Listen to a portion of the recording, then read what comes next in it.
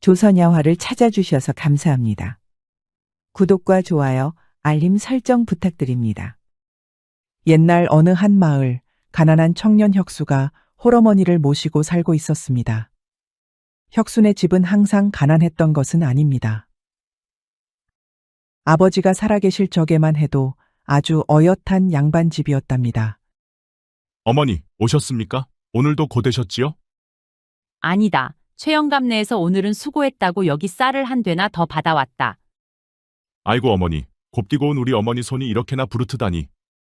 괜찮다. 혁수는 공부 잘하고 있었느냐? 어머니, 저도 이제 그냥 나가서 일하겠습니다. 노모가 이렇게 뼈 빠지게 고생하는데 아들이라는 녀석은 팔자 글이나 읽는 것이 어디 말이 되는 것이겠습니까? 아들 된 도리로서 이는 아닌 것 같습니다. 무슨 소리를 하는 게냐? 선비가 일이라니.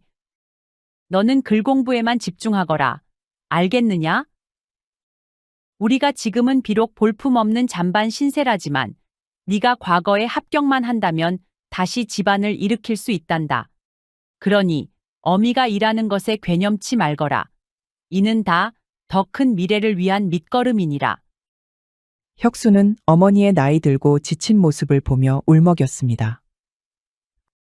허나 어머니의 말씀 또한 옳았기에 혁수는 말없이 고개를 끄덕일 수밖에 없었습니다. 혁순의 집은 한때 위세가 높은 양반가의 집안이었지만 가뭄으로 농사가 망하여 재산을 모두 잃고 말았습니다. 허나 돈을 잃고 땅을 잃더라도 양반은 양반이었습니다. 과거에 응시할 자격은 충분하니 글 공부를 열심히 하여 급제만 하면 되었습니다. 그리하면 옛 영광을 되찾을 수 있겠지요. 어머니, 여기 저녁상은 준비해 두었습니다. 이 녀석아, 뭘 이런 걸 다 준비했느냐? 내 알아서 챙겨 먹으면 되는 것을. 하루 종일 자리에 앉아서 공부만 하면 머리가 굳습니다. 자, 어서 앉으셔서 식사하셔요. 으이구, 알겠다. 어머니는 쓴소리를 하였지만 착한 아들의 고운 마음씨에 미소를 지었습니다. 식사를 끝마친 어머니는 잘 준비를 하였습니다. 다음 날 새벽녘에 나가서 다시 일하러 나가야 했기 때문입니다. 안녕히 주무셔요. 저는 좀 더 공부하다 자겠습니다. 그래, 여분의 초는 넉넉히 사두었으니 열심히 하거라. 어머니는 이부자리를 펼치고 몸을 뉘었습니다. 그러고 몇 초 지나지 않아 곧바로 곤히 잠에 들었습니다. 혁수는 잠든 어머니의 얼굴을 보고 있자니 다시 한숨이 나왔습니다.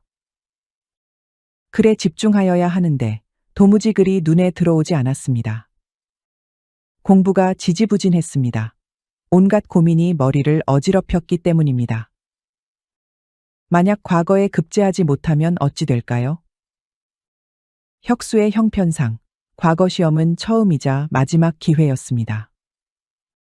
두 번째 과거 시험을 준비할 여력 따위 없었습니다. 그때까지 과연 어머니가 버틸 수 있을까요? 게다가 요즘 들어 공부가 부쩍 더 힘들어졌습니다. 명특한 혁수는 선생 없이 홀로 공부하였으나 그 한계가 뚜렷했습니다. 질문을 하고 싶어도 대답해 줄 리가 없었지요. 혁수를 조롱하고 괴롭히는 강대감댁 아들놈은 한양에서 고명한 선생을 초빙하여 1대1로 가르침을 받는다고 하였는데 지금만큼은 그놈의 처지가 부러웠습니다. 다 내가 못난 것을 남 탓해서 무엇하리. 잡생각이 많아지니 판단마저 흐려지는구나. 혁수는 고요한 밤 잠든 어머니의 얼굴을 다시 한번 바라보다가 답답한 마음에 문을 열고 밖으로 나섰습니다. 그리고 정처 없이 동네를 돌아다니며 밤 산책을 하였습니다. 밤이 되니 쥐죽은 듯 고요했습니다. 밤하늘에 뜬 둥근 달과 쏟아질 듯 반짝이는 별들을 보니 혁수는 마음이 조금 진정되었습니다. 그리하여 집으로 발길을 돌렸지요. 그런데 저 멀리 한 여인이 비틀거리며 걷고 있는 모습이 눈에 들어왔습니다. 이 밤중의 여인이라니? 혁수처럼 남모를 고민을 하고 있어서 밤 산책을 하는 걸까요? 헌데 여인의 걸음걸이는 어째 불안정해 보였습니다. 그러다가 갑자기 한쪽으로 푹 쓰러져 버리는 것 아니겠습니까? 아니, 낭자, 괜찮으십니까? 여인은 아무 대답 없이 축 늘어진 채 움직이지 않았습니다. 놀란 혁수는 급히 다가가 여인을 일으켜 세웠습니다. 그러나 여인의 얼굴을 본 순간 혁수는 자기도 모르게 숨을 집어삼켰습니다. 얼굴은 화상이라도 입은 듯 심하게 일그러져 있었고 보기 싫은 곰보가 잔뜩 나 있었습니다. 보기만 해도 헛구역질이 나올 것 같은 추한 여인이었지요. 허나 혁수는 고개를 젖히고는 곧바로 여인이 살아있는지 죽었는지 확인하였습니다. 숨이 멎기는 했지만 완전히 기절해버린 상태였죠. 초라한 행색과 잔뜩 마른 손목을 보아하니 배가 고파서 쓰러진 것 같았습니다. 거참, 바닥에도 더 깊은 바닥이 있는 법이로구나. 동네 똥개도 이리 굶지는 않았을 게다. 혁수는 지쳐 쓰러진 이 여인을 그냥 두고 갈 수는 없다고 생각했습니다. 이에 혁수는 여인을 등에 업고 집으로 돌아왔습니다. 등에 업었는데도 여인은 얼마나 오랫동안 굶었는지 거의 무게가 느껴지지 않았습니다. 집에 도착하니 어머니는 이미 눈을 뜨고 기다리고 계셨습니다. 문을 열고 들어오는 아들을 보고 놀란 어머니가 물었습니다. 혁수야, 이게 무슨 일이냐? 어머니, 길에서 쓰러진 여인을 발견했습니다. 그대로 두고 올 수 없어서 데려왔습니다. 아이고, 어쩌다가 이런 일이. 아이고야, 이 처자, 얼굴은 또 왜 이 모양이더냐? 어렸을 때 동티를 심하게 앓았나 봅니다. 혁수는 여인을 방 안에 눕히고 급히 물과 깨끗한 천을 가져왔습니다. 그리고 어머니와 함께 여인의 얼굴과 손을 조심스럽게 닦아주었습니다. 그 와중에 혁수는 어머니께 죄송한 마음을 전했습니다. 어머니, 죄송합니다. 집 형편이 일이 어려운데 이렇게 밥 먹을 사람을 또 하나 더 데리고 와서. 약자를 돕고 굽어 살피는 것이 선비의 도리다. 이 아이를 거둔 것은 옳은 일이니 무엇 하나 미안해할 필요가 없다. 어미는 네가 자랑스럽다. 돌아가신 내 애비도 너를 보며 똑같이 말했을 게다. 어머니는 부드럽게 혁수의 등을 쓰다듬어 주었습니다. 혁수는 어머니의 말씀에 가슴이 먹먹해졌습니다. 그제야 조금 마음이 놓였는지 혁수는 옅은 미소를 지으며 어머니께 고개를 숙였습니다. 여인은 여전히 깊은 잠에 빠져 있었고 혁수와 어머니는 그녀가 깨어날 때까지 정성껏 보살피기로 했습니다. 그리고 다음 날 아침이 되었습니다. 여인은 천천히 눈을 떴습니다. 여인은 눈앞에 보이는 낯선 광경에 깜짝 놀랐습니다. 그 앞에는 젊은 남자와 연로한 여인이 다정하게 그녀를 바라보고 있었습니다. 정신이 좀 드느냐? 몸이 많이 쇠약해 보이더구나. 아, 제가 여기까지 오다 쓰러졌던 것 같습니다. 죄송합니다. 폐를 끼쳤습니다. 여인은 황급히 얼굴을 가리며 몸을 일으키려 했습니다. 허나 아직 기운이 없는지 몸을 제대로 가누지 못하였지요. 이에 어머니와 혁수가 여인을 말렸지만 여인은 끝까지 미안한 듯 몸을 움직이려 했습니다. 괜찮습니다. 저는 이만 가보겠습니다. 다시 한번 죄송합니다. 그러나 여인은 방에서 나서려다 비틀거리며 또다시 쓰러질 뻔했습니다. 혁수가 급히 달려가 그녀를 부축했습니다. 이렇게 몸이 온전치 않은데 어딜 가시겠다는 겁니까? 여기서 조금만 더 쉬십시오. 못난이는 깜짝 놀란 듯 혁수의 손을 뿌리쳤습니다. 죄송합니다. 저를 이렇게까지 도와주시다니 저 같은 사람 때문에 귀한 선비님께서 손을 더럽히시게 했군요. 그런 말은 삼가주시오. 그리고 선비라니요. 제가 어디를 보아서 선비요? 글을 읽기 위해 펴놓은 책과 잘 손질된 벼루와 북을 보고 그리 생각하였습니다. 짧은 사이에 눈썰미가 제법이구려. 허나, 그것은 그거고 뭐라도 좀 들고 가시오. 일이 말랐는데 그렇게 막 움직이다가는 형이증이 올 거요. 아니옵니다. 괜찮습니다. 여인은 거듭 거절하였습니다. 헌데 그 순간 여인의 배에서 꼬르륵 소리가 크게 울렸습니다. 여인은 얼굴이 벌개지며 고개를 숙였습니다. 어머니는 이를 보고 웃음을 터뜨렸습니다. 아이고, 별거 아니니 흰죽이라도 드시오. 배부터 채워야 몸이 회복될 것이 아니겠소. 이 은혜를 어찌 갚을지. 못난이는 눈물을 글썽이며 죽을 받아들고 천천히 먹었습니다. 마치 한 그릇의 죽이 그동안의 고된 삶을 잊게 하는 듯 그녀의 얼굴에는 미묘한 안도감이 스쳤습니다. 죽을 다 먹고 나서 못난이는 조심스럽게 고개를 숙이며 입을 열었습니다. 저는 못난이라고 합니다. 못난이? 어찌 사람 이름이 못난이일 수 있소? 본명은 있었습니다만 사람들이 부르기 쉬운 이름으로 붙였답니다. 혁수는 혀를 찼습니다. 아무리 그래도 처자의 이름인데 못난이라니 절로 안타까워지는 사연이었습니다. 아버지는 일찍 돌아가시고 어머니와 단둘이 살아왔습니다. 그러나 제 외모가 이렇다 보니 동네에 안 좋은 소문이 떠돌았고 결국 이곳저곳 떠돌아야 했습니다. 못난이는 이야기를 이어갔습니다. 바람 따라 길 따라 한 곳에 정착하지 못하고 어머니와 함께 떠돌이 생활을 하였습니다. 그러다가 몹쓸 노상강댁에 붙잡히고 말았지요. 그 과정에서 어머니가 못난이를 위해 대신 칼을 맞았고 어머니는 죽은 척을 하다가 겨우 구사일생으로 딸을 데리고 달아났습니다. 허나 결국 어머니는 숨을 거두고 못난이만 겨우 살아서 도망쳤습니다. 못난이는 이러한 이야기를 담담히 풀어놓았습니다. 이렇게 살아남아 여기까지 왔지만 제가 무엇을 더 할 수 있을지 모르겠습니다. 어머니는 그녀의 손을 부드럽게 잡았습니다. 일단 갈 곳이 없다면 여기서 얼마든지 지내시게. 괜찮으니 말이네. 하지만 어르신네도 형편이 넉넉치 않은 듯한데 어찌 제가 감히 밥을 축낼 수 있겠습니까? 그러면 우리에게 신세를 갚을 때까지 절대로 떠나지 마시오. 혁수가 그리 말하며 밝게 웃었습니다.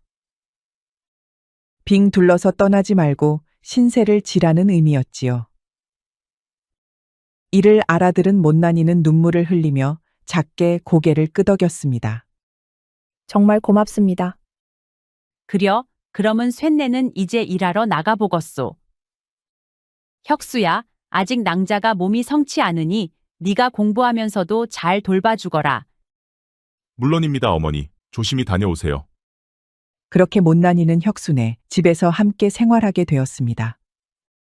못난이는 어머니의 처녀 시절 쓰던 쓰개치마로 얼굴을 가리고 어머니와 함께 일을 도우며 지냈습니다. 못난이는 매우 부지런했고 성실하여서 하루도 빠짐없이 어머니의 일을 도우며 집안일까지 해냈답니다. 그래서 그런지 오히려 혁수와 어머니 단둘이 살 때보다 형편은 어째 더 나아지기 시작했습니다. 허나 못난이는 추한 자신의 외모가 신경 쓰여서 그런지 집안에서도 쓰개치마를 벗으려 들지 않았습니다. 이에 혁수와 어머니는 그런 못난이가 너무나도 가여웠답니다. 어린 시절부터 외모로 얼마나 놀림을 받았으면 이럴꼬. 그러게 말이다. 사람이 외면이 다가 아닌데 말이다. 저리 심성이 곱고 아름다운데 가엾기도 하지. 저희가 마음의 문을 열 수 있게 도와주어야겠습니다. 그래, 혁수 네가 특히 신경 써서 대해주려무나. 물론이지요. 이에 어머니는 못난이를 아주 애틋하게 대하며 정말 친딸처럼 아끼고 사랑해 주었답니다.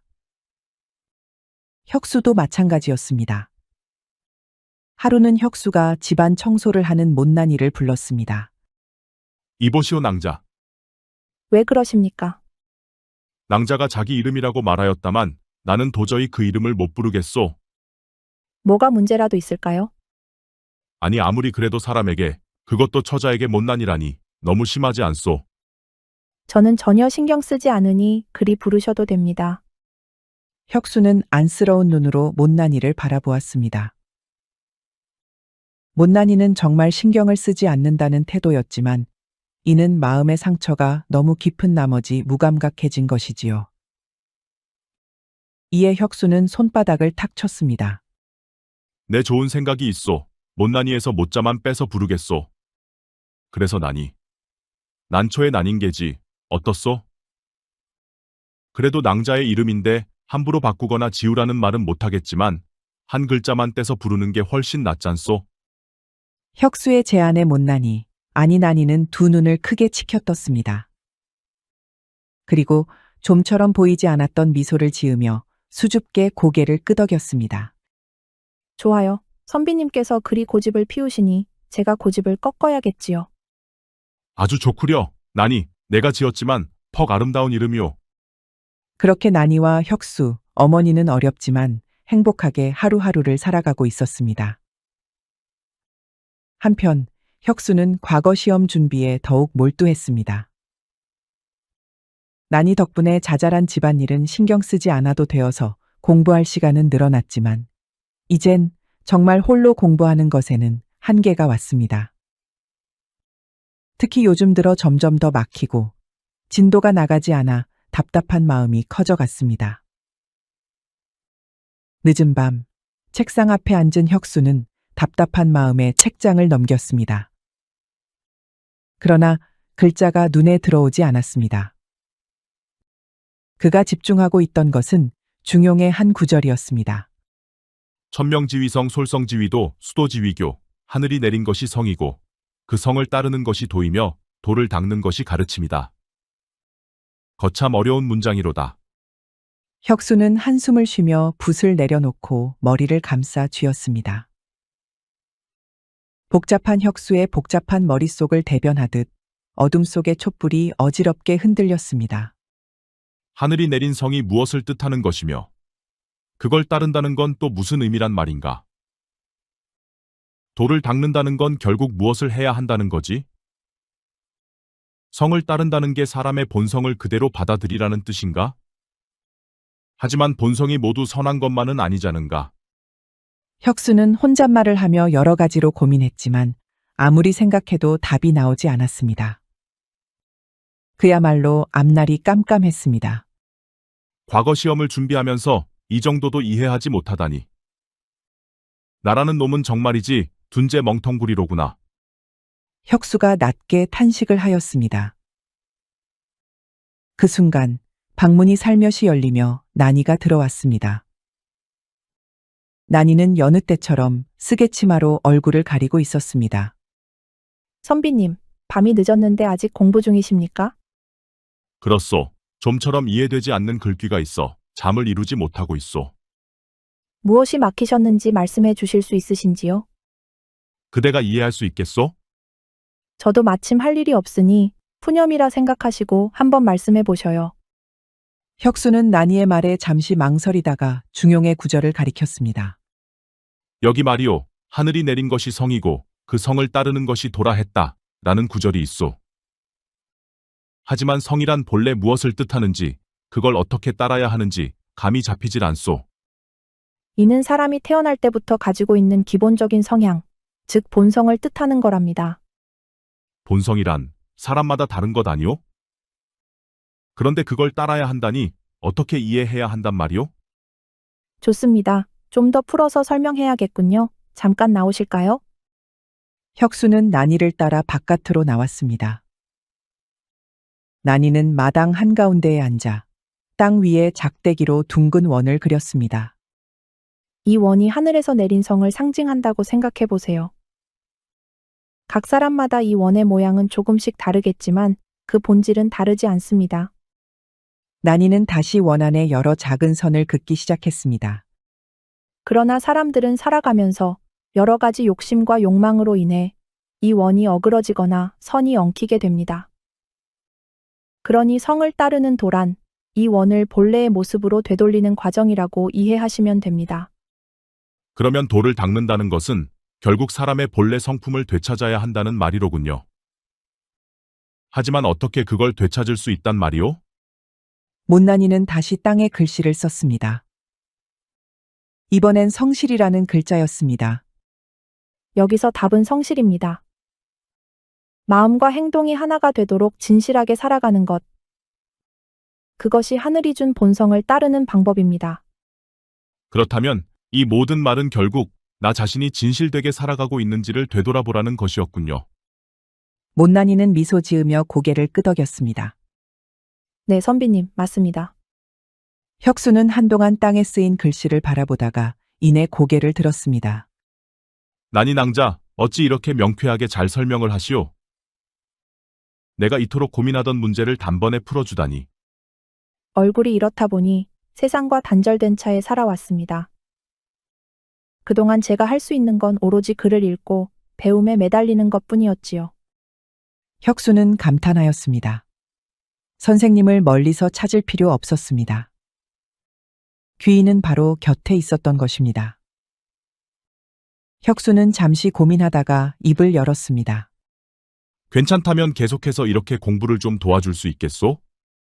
어찌 저 같은 계집이 선비님에게 문자를 가르치겠습니까?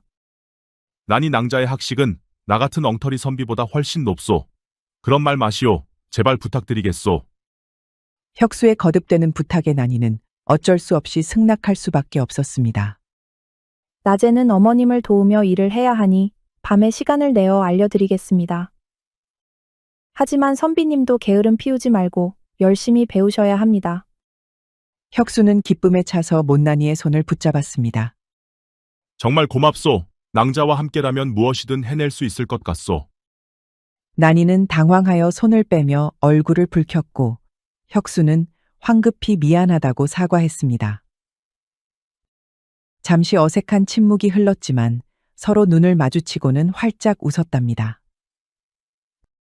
그렇게 혁수는 난이의 도움을 받으며 공부를 계속했습니다.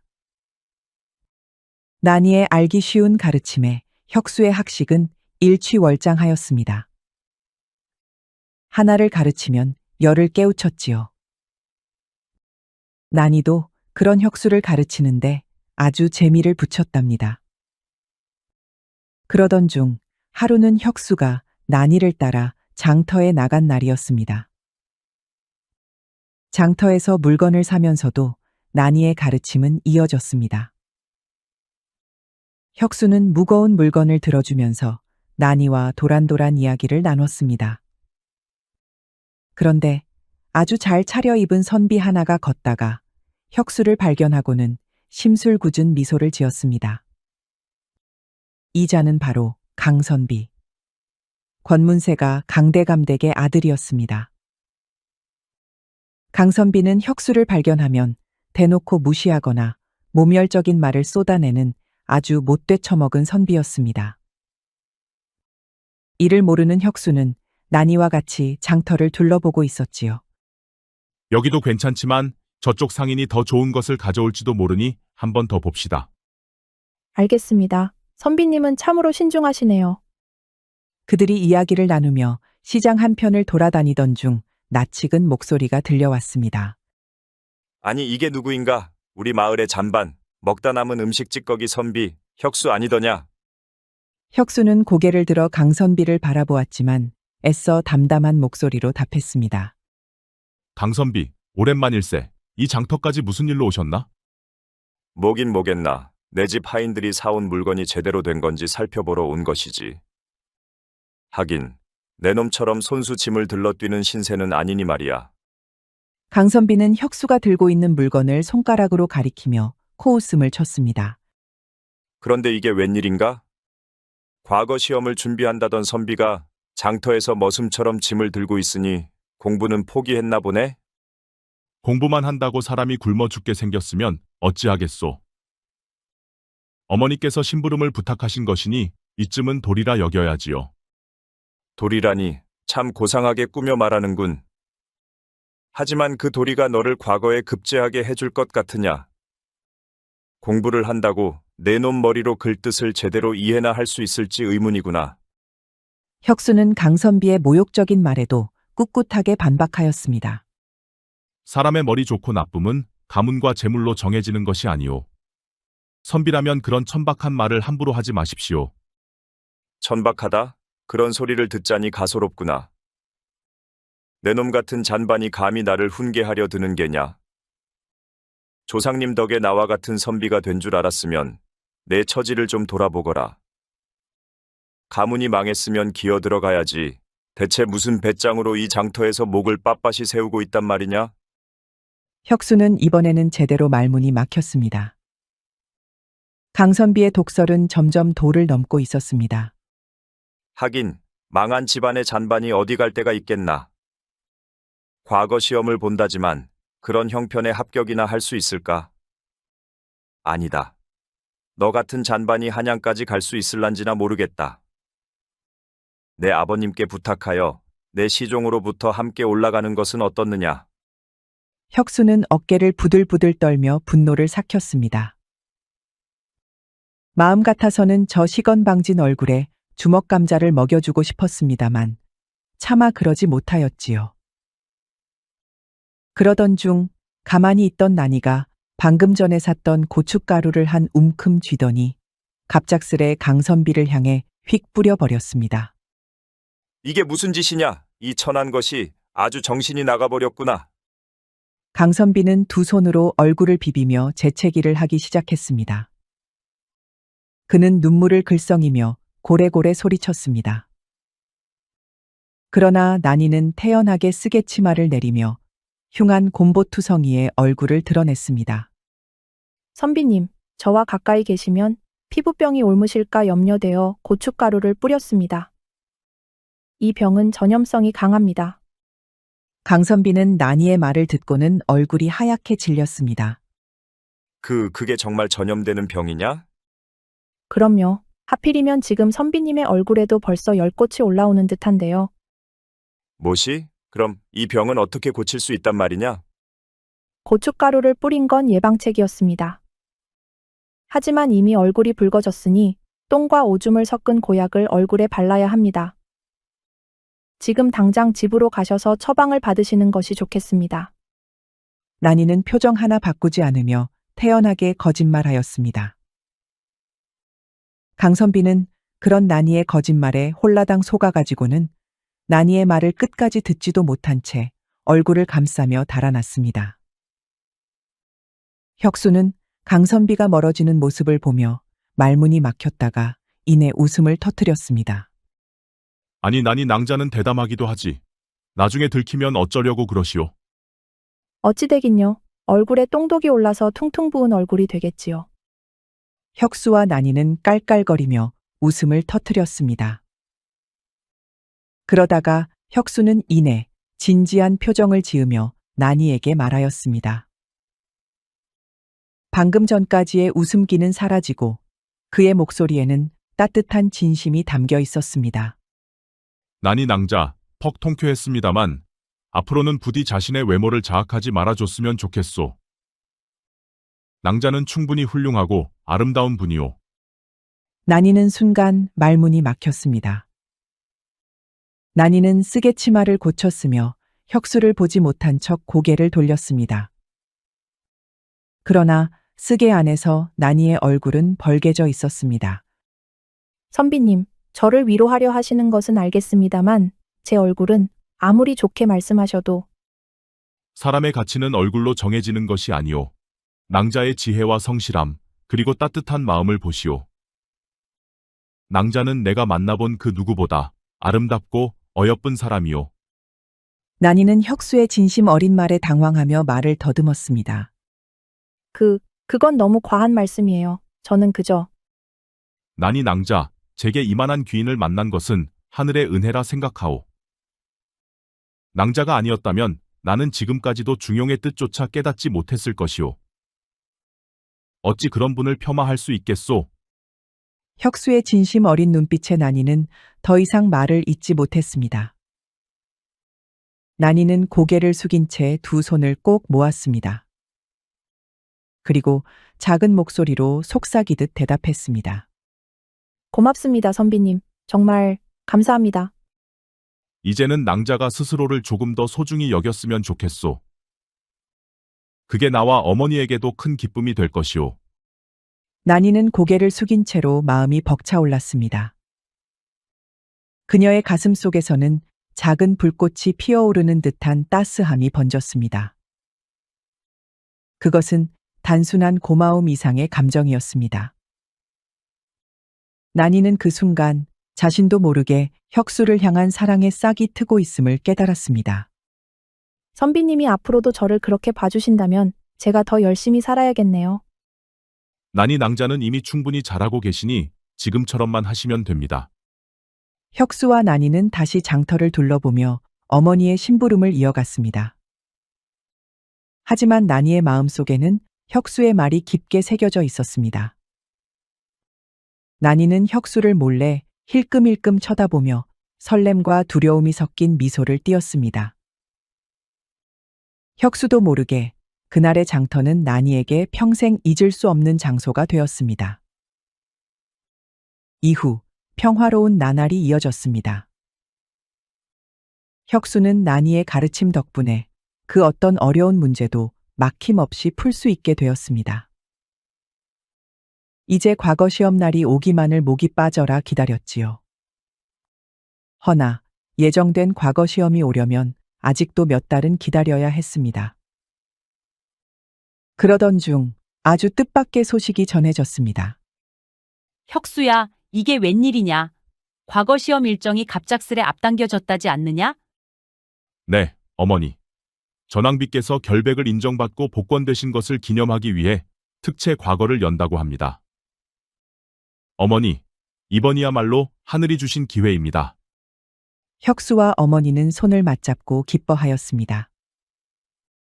반면 난이는 어째 그 소식에 복잡 미묘한 표정을 지었지만 서둘러 혁수를 위해 짐을 쌌습니다. 이럴 게 아니라 어서 한양에 오를 준비를 해야겠네요. 그렇소. 내일 일찍 출발하면 얼추 시간이 알맞을 것 같소. 혁수는 들뜬 마음으로 한양에 오를 준비를 마무리했습니다. 그리고 그날 밤 혁수는 조심스럽게 난이를 불렀습니다. 난이 낭자, 할 말이 있어. 무슨 일이신가요, 선비님? 혁수는 난이의 손을 잡으며 진지한 표정으로 말했습니다. 내가 이번 과거에 급제하여 돌아오면 낭자와 혼인을 하고 싶소. 난이는 깜짝 놀라며 손을 빼려 했지만 혁수는 진심 어린 눈빛으로 그녀를 바라보며 계속 말했습니다. 내가 이만큼 성장할 수 있었던 것은 모두 난이 낭자 덕분이오. 내가 마음에 둔 사람은 오직 낭자뿐이오.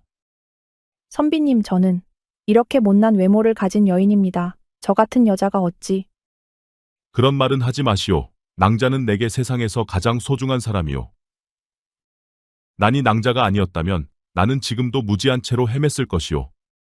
난이는 두 손으로 얼굴을 감싸며 고개를 숙였습니다. 그녀의 목소리는 떨리고 있었습니다. 고맙습니다. 선비님, 하오나 정말 괜찮으신가요?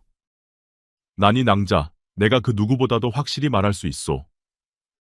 낭자 없이는 내가 앞으로의 삶을 걸어나갈 수 없소. 난이는 눈물을 흘리며 조용히 고개를 끄덕였습니다. 선비님, 꼭 과거에 급제하여 돌아오세요. 제가 기다리고 있겠습니다. 그리하여 혁수는 어머니와 난이의 배웅을 받으며 한양으로 떠났습니다. 과거 시험 당일 혁수는 난이가 가르쳐준 가르침을 떠올리며 답안지를 채웠습니다. 시험이 끝난 후 혁수는 자신이 잘 해냈다는 확신이 있었습니다. 합격은 따놓은 당상이다. 이제 어머니와 난이에게 좋은 소식을 전할 날만 남았다. 허나 발표 날 혁수는 뜻밖의 결과를 받아들여야 했습니다. 합격자 발표 명단에 혁수의 이름은 없었던 것입니다. 어찌 된 일인가? 이럴 리 없는데. 혁수는 크나큰 실망과 충격에 빠졌습니다. 그런데 어쩌겠습니까? 혁수는 어쩔 수 없이 터덜터덜 마을로 돌아와야 했습니다. 길고 긴 실망과 슬픔의 귀향 길이었습니다. 도저히 오랜만에 어머니와 난이의 얼굴을 볼 면목이 없었습니다. 허나 돌아온 혁수를 어머니와 난이는 따뜻하게 맞이하였습니다. 혁수야, 이번엔 아쉬웠지만 다음 기회가 있지 않느냐. 고생 많았다, 내 아들. 선비님, 고생하셨어요. 제가 준비한 따뜻한 죽 한 그릇 드세요. 혁수는 두 사람의 위로를 들으며 눈물을 삼켰습니다. 다음 기회가 과연 있을까요? 혁수는 알지 못하였습니다. 그런 무거운 좌절감에 잠긴 채 혁수는 이부자리에 몸을 뉘었습니다. 잠은 오지 않고 씁쓸한 낙방의 고배를 되새기고 있었습니다. 그때 돌연 한밤중 혁순의 집으로 괴한들이 들이닥쳤습니다. 이들은 혁수와 어머니 그리고 난이를 모두 붙잡으려 했습니다. 허나 혁수는 잠들어 있지 않았기에 홀로 괴한들을 막아서며 외쳤습니다. 어머니, 난이 낭자, 빨리 뒷문으로 도망치세요. 그럴 수 없다, 혁수야. 너도 함께 가야 한다. 안 됩니다. 저는 이 자리를 맡겠습니다. 두 분이라도 안전하게 도망치셔야 합니다. 어머니와 난이는 눈물을 흘리며 뒷문으로 달아났습니다. 괴한들도 재빨리 그들을 뒤쫓으려 했으나 혁수가 몸을 던져 막아냈습니다. 결국 난이와 어머니는 쫓지 못하였지요. 이에 괴한들은 그런 혁수를 죽어라 두들겨 패고 붙잡았습니다. 정신이 이를 때까지 얻어맞은 혁수는 괴한들에게 어딘가로 끌려갔습니다. 그리고 도착한 곳은 바로 강선비댁이었습니다. 아이고, 우리 잠반 혁수야. 이렇게 다시 보니 반갑구나. 강선비, 이게 무엇하는 짓인가? 무엇, 이 천한 것이 아직도 정신을 못 차렸구나. 이봐라, 이 건방진 녀석이 정신 좀 차리도록 다리를 분질러 놓거라. 괴한들은 그런 강선비의 명령에 따라 몽둥이로 혁수의 정강이를 후려쳤습니다.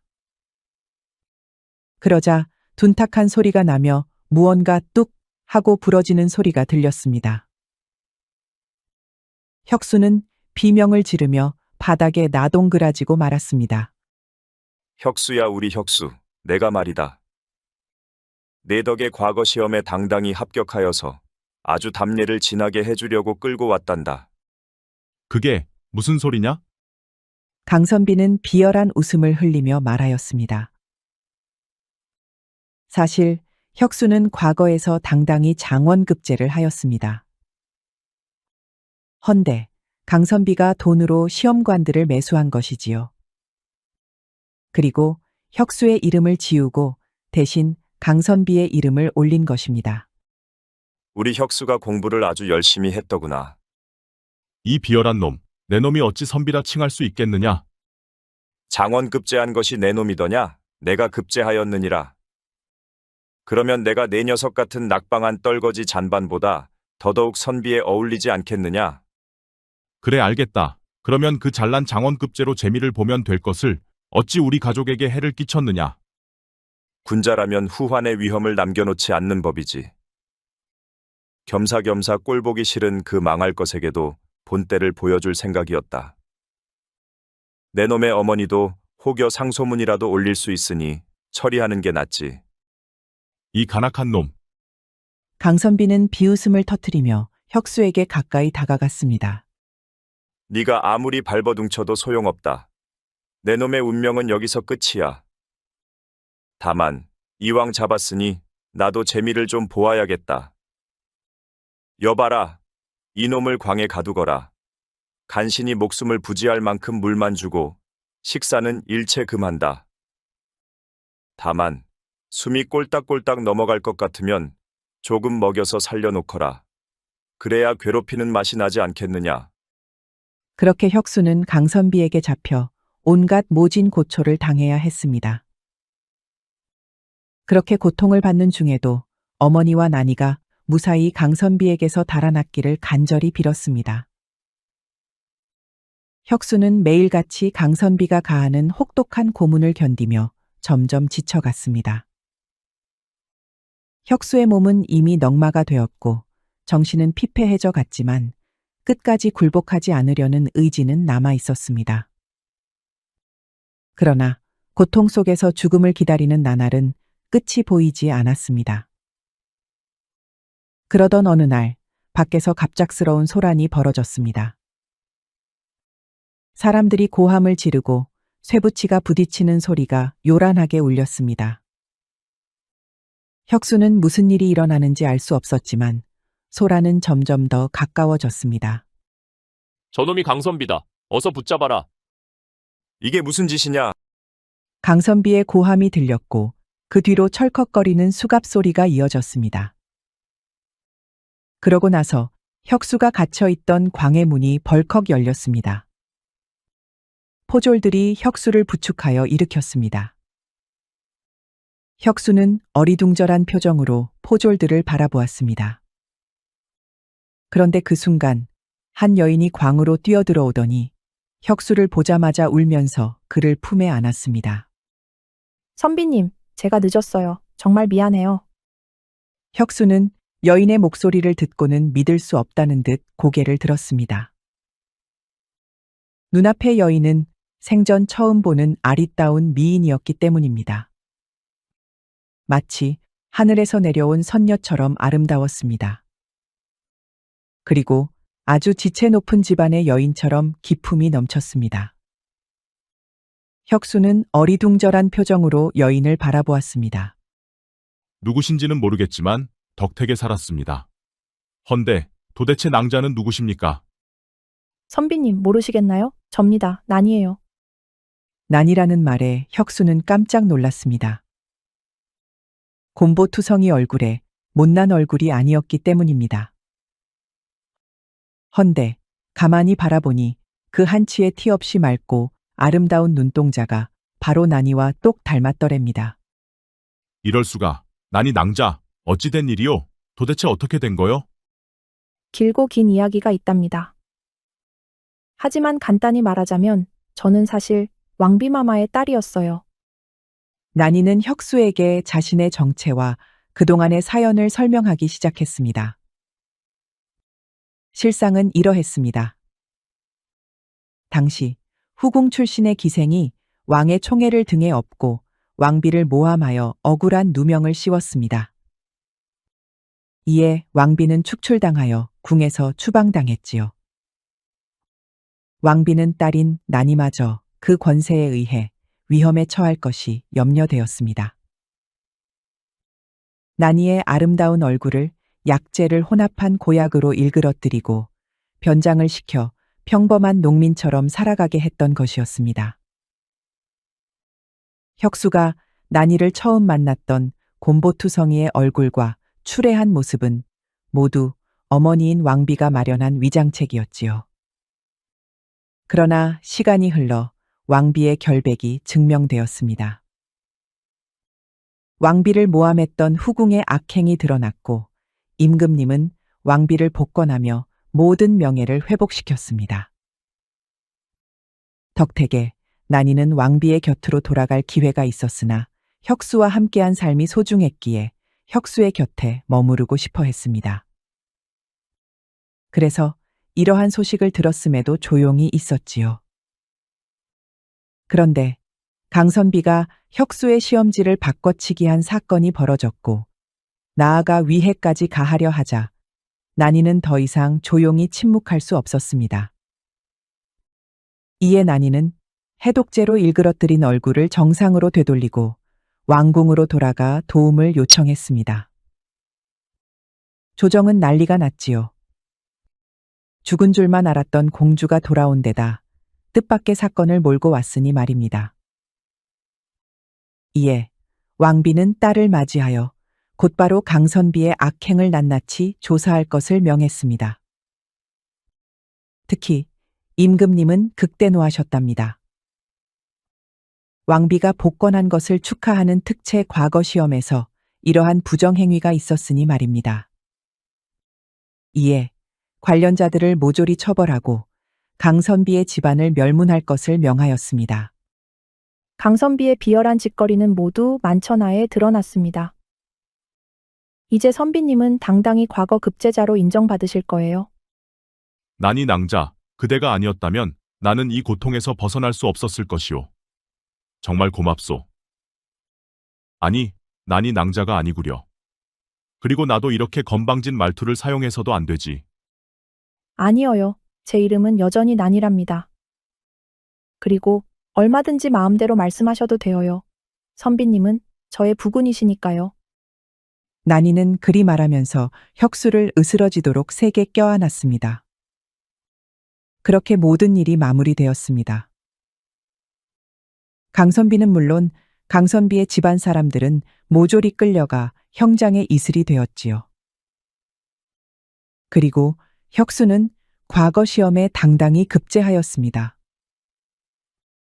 이후 난이와 혁수는 혼인을 하였고 임금님과 왕비마마의 성대한 축복 속에서 성대한 결혼식을 올렸습니다. 그렇게 혁수와 난이 그리고 혁수의 어머니까지 왕궁에서 행복하게 살며 오래오래 잘 살았답니다. 우리 이야기가 여러분들에게 조금이나마 재미를 선사할 수 있기를 바랍니다. 다른 재미있는 영상도 많으니 즐겁게 봐주세요. 그럼 여러분 모두 행복하고 즐거운 시간 되세요.